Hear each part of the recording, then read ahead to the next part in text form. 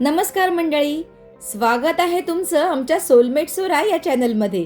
आजची रेसिपी ना खूप खास आहे, कारण ती फक्त हिवाळ्यातच बनवता येते।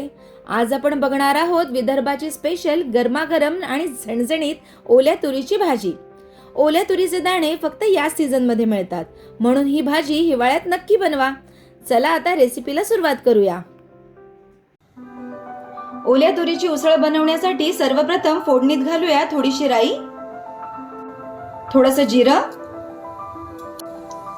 आणि थोडंसं हिंग।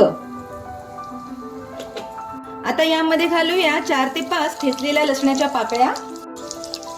हे जरा परतून घेऊया। यामध्ये घालूया थोडीशी कढीपत्त्याची पानं आणि हा एक बारीक चिरलेला कांदा। यात घालायची थोडीशी हळद आणि आता हे छान फ्राय करून घ्यायचं। कांदा छान फ्राय झालेला आहे। आता यामध्ये घालते मी 2 ते 3 चमचे घरी बनवलेलं कांदा खोबऱ्याचं वाटण।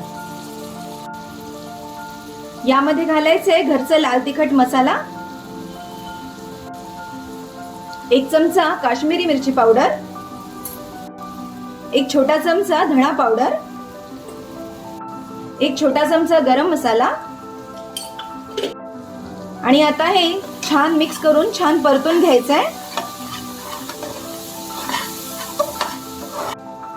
यामध्ये आता मी घालते ओल्या तुरीचे दाणे आणि त्यासोबत एक बारीक कापलेला बटाटा। या मसाल्यात हे व्यवस्थित मिक्स करून घ्यायचंय आणि आता याच्यामध्ये घालायचंय 1 छोटा टोमॅटो, थोडीशी बारीक चिरलेली कोथिंबीर, चवीपुरतं मीठ।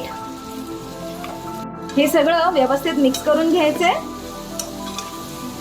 थंडीमध्ये एकदा तरी या ओल्या तुरीची अशा पद्धतीने भाजी करून बघा, ही तुम्हाला खूप आवडेल।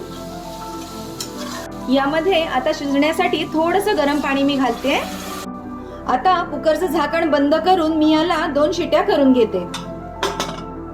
मस्त तरीदार ही ओल्या तुरीच्या डाळीची भाजी तयार झालेली आहे। बघा किती झणझणीत मसालेदार ही भाजी दिसतेय।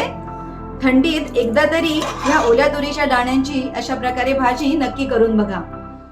तर मंडळी, कशी वाटली ही अस्सल विदर्भीय पद्धतीची ओल्या तुरीची भाजी? बघूनच तोंडाला पाणी सुटलं ना?